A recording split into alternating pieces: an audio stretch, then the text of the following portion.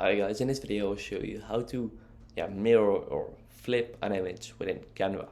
So this is very easy. Just select the image of, for example, in this case, the Lamborghini. So select it, tap on it, and then in the top you see flip right here. Flip on it, tap on it, and as you see you can flip it horizontally and flip it vertically.